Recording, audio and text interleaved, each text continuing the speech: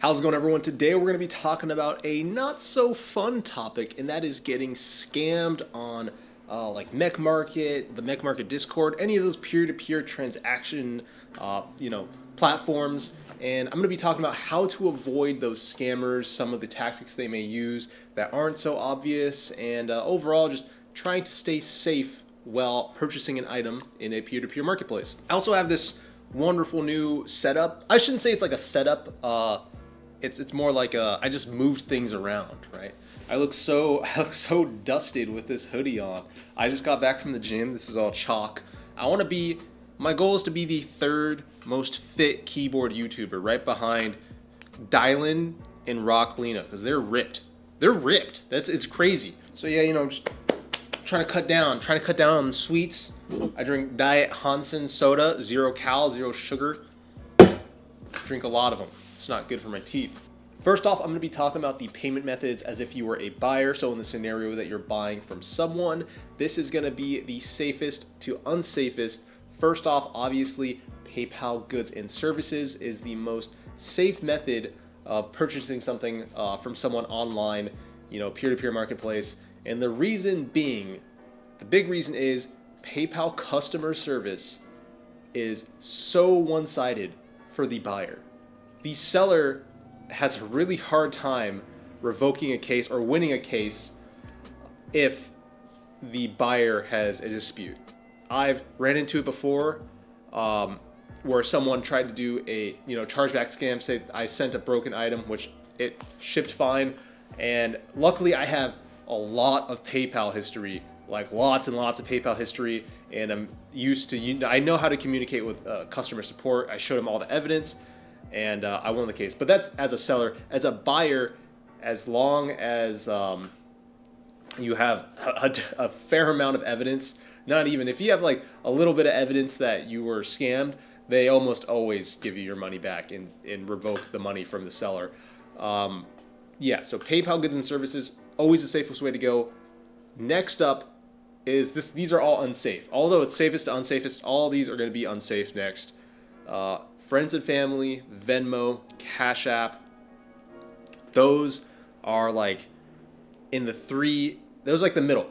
Safest, PayPal, friends and family. These three are like unsafe. And then there's one that's like the worst. Like you're throwing your money in the hands of a higher power at that point. But all those very difficult, very, very difficult to get your money back. There is not really a way via the platforms. You more so have to go through your bank and charge as like a fraud or say that you were scammed essentially. And a lot of banks actually don't cover that reason. They don't cover. They don't have like purchase protection for that reason. Like, oh, I was scammed.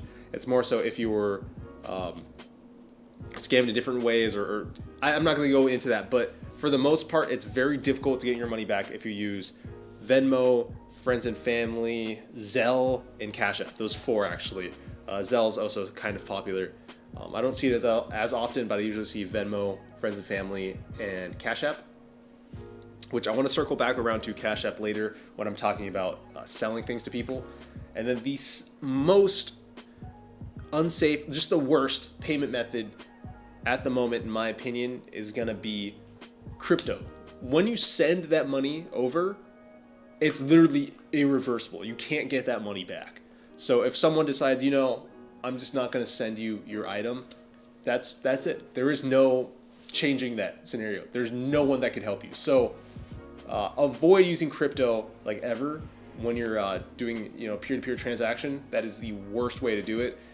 Whenever I see a post that says I accept crypto, I avoid it. I don't care how good the deal is. I don't even message a person asking if they're willing to take something else, because that's an immediate red flag to me.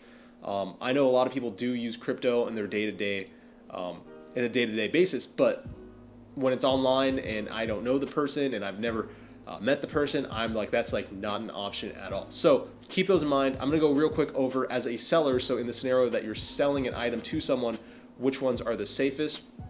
And it's kind of in reverse, really, with the exception of like Cash App and kind of Venmo. But obviously crypto, like I said, if you're a seller and someone sends you crypto, you better be a good person and send that item out. I highly suggest never advertising that you take crypto, because people aren't going to want to buy from you. Again, that's a red flag to me, and I'm sure it's a red flag to a lot of other people. Cash App and Zelle are kind of weird, and this is something that happens a lot. I know in the sneaker community is that with Cash App, it's really easy to get your money back, even if you didn't get scammed. If the seller does everything right, you could still say, like, if you just make something up, and Cash App will almost always, at least they have in the past, and I've seen this happen a lot, always refund. Like, they'll take the money out of the seller's account and, back to the buyer, even if they have the item, even if you submitted a tracking number and everything. Cash App is sketch. So same with Venmo sometimes. Venmo is a little harder because it's owned by PayPal, so I'm not going to get into it, but Cash App, try to avoid as a seller. As a seller, friends and family, if someone's willing to do that, be the good person, ship out the item because you have the money and they trusted you. Try to do the right thing. That's what I'm going to say. I don't promote scamming. That's not good. Never scammed anyone in my life, so I just want to make sure, send that message forward. Do the right thing. If you're, someone's trusting you with their money, send their product out. And then PayPal goods and services is scammers may try to submit a chargeback. Like I said, it's very difficult as a seller to win a case with PayPal.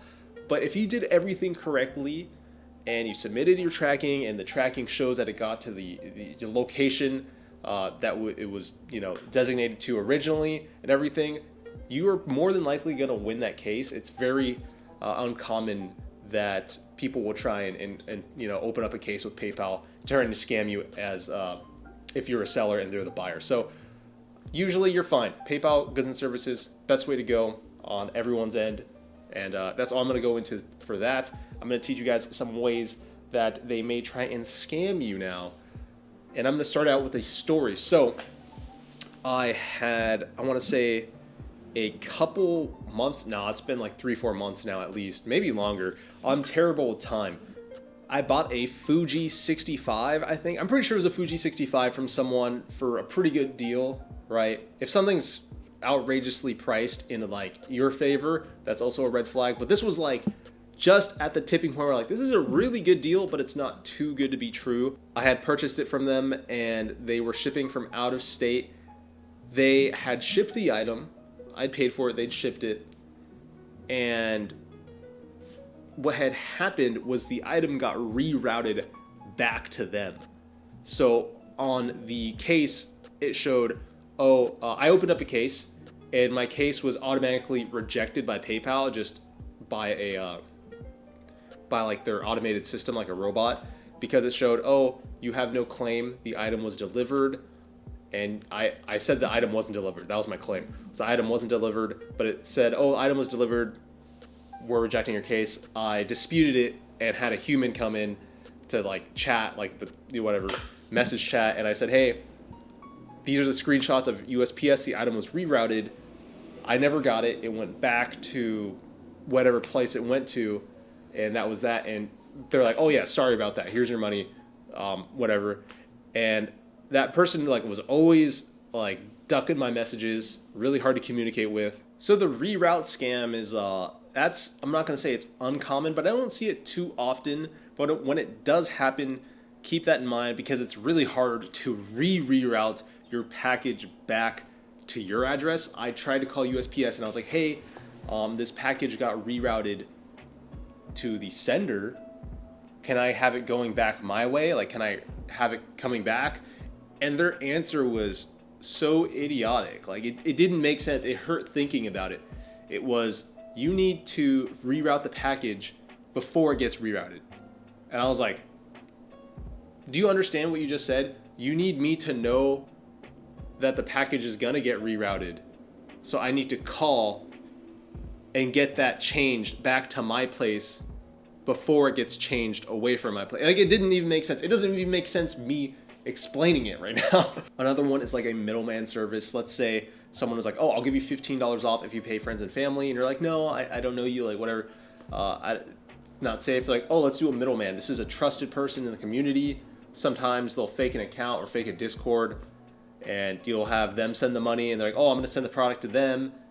And essentially you send their buddy or them on a different account, the cash, and they just keep it. That's one way Middleman service scam works. That was really common back in the Counter-Strike Steam heyday. That was a big one. I remember seeing that happen all the time.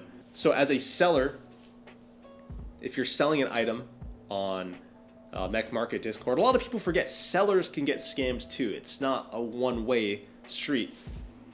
Again, the Cash App thing, if someone is like, hey, I'll give you Cash App, that's like, in your eyes, it's like, oh, they're trusting me with, how X amount. So they're not going to, like, how could they scam me? They already gave me the money. It's like PayPal, friends and family. Not really. Again, Cash App is one of those things where it's kind of easy to submit a chargeback. At least as far as I've known, yeah, Cash App is pretty easy to scam sellers on. They send you the money, they get the product, they open up a case, and they pretty much always get refunded. So avoid Cash App. Same thing with Venmo, but it's a little harder with Venmo because their customer service is better, as well as, I don't know too much about Zelle, but I assume it may be possible to do it with Zelle. But don't quote me on that. I haven't really used it. Another popular scam as a seller is the good old switcheroo. So let's say you sell a GMK set, a popular one, GMK Olivia. Let's say you sell it to someone, you ship it out, they get it, and what the scammer does is essentially they buy a fake keycap set off of eBay, Alibaba, AliExpress, whatever, a cheap PBT one or whatever, and they replace it, take pictures, submit a case to PayPal, and they're like, hey, this person sent me either broken, used, or fake keycaps, and it was not a part of the invoice. It wasn't listed, right? And essentially PayPal, this is a case that is extremely hard to fight back, unless you have, one, a business account, or two, have tons of eBay rep, and the person who is submitting the case doesn't have a lot of eBay rep. This is one that's really hard to fight. But essentially, yeah, they replace it with fake caps, and eBay returns their money and forces them to usually ship it back to you.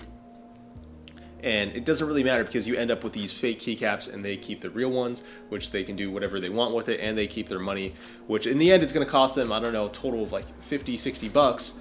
But they can get, hundreds of dollars worth of stuff. And that doesn't just happen with keycaps. That can happen with a board. Let's say you ship out a key cult and they say, oh, I received this tofu. Like, this was not what I was supposed to receive. The old switcheroo, really common scam tactic. But if you have good rep on eBay, or not eBay, PayPal. Have I been saying eBay? PayPal, sorry. If I've said eBay, replace that with PayPal. PayPal has really good, on the customer end protection. But if you have awesome rep and tons of rep, then you're going to be able to easier fight off that, that scam. Local meetups, in my opinion, are the best way to do any type of peer-to-peer transaction. Obviously now with Corona, it's a little more difficult because it's good to keep your distance. I know numbers are going down, but I don't want to get too political or get into that at all. But if you can do local meetups, great way to get, one, an awesome deal, safe transaction, usually, right? Meet up in a public spot, Starbucks, anywhere. Don't go up to someone's house. That's sketch. Don't do that. Meet up in a public space and do the transaction. You get to check the item in person. And guess what? You also get to meet other people who are in the community, which is awesome. You would be really surprised. Meeting people in the community is a way that I got a lot of my deals. Like, I'm able to buy a ton of stuff at good prices and stuff that I usually wouldn't be able to find on Mechmarket, or very easily, stuff that's gonna sell super quick. So meetups are also great. I'll talk about that in a different video on how to get good deals and buy in bulk and whatnot. But if you can do local meetups, best way not to get scammed for the most part. There's ways to do that, but if you go about it safely, much more difficult than doing it online, because there's also a face-to-face factor, right? People are like, oh, okay, this person, like, I don't want to scam this person, like, I know them. But yeah, that's one of the best ways to stay safe. But if you are going to do an online exchange, remember, most important thing, PayPal, goods and service. If you're selling, always update your tracking number. If you're buying, make sure you're keeping an eye out on where that package is going. Make sure the seller isn't, a new Reddit account, a new Discord account, any of that. Make sure they have some type of reputation in the community. Yeah, that's probably the best advice I have for buying peer-to-peer. A lot of people forget you can get scammed as a seller. Take my advice. Always upload your tracking number. Don't accept certain payment types, and you're always going to be good. That's it. I know some people aren't very comfortable buying online, but once you get used to it, you're going to be able to get some great deals. You're going to have a huge option, like tons of options. You're going to have a huge selection of what you can buy, because pretty much anyone who's selling on the internet you can choose from. Just don't be nervous. Use caution, and that's pretty much it, dudes. That's pretty much it. Take it easy. Peace out.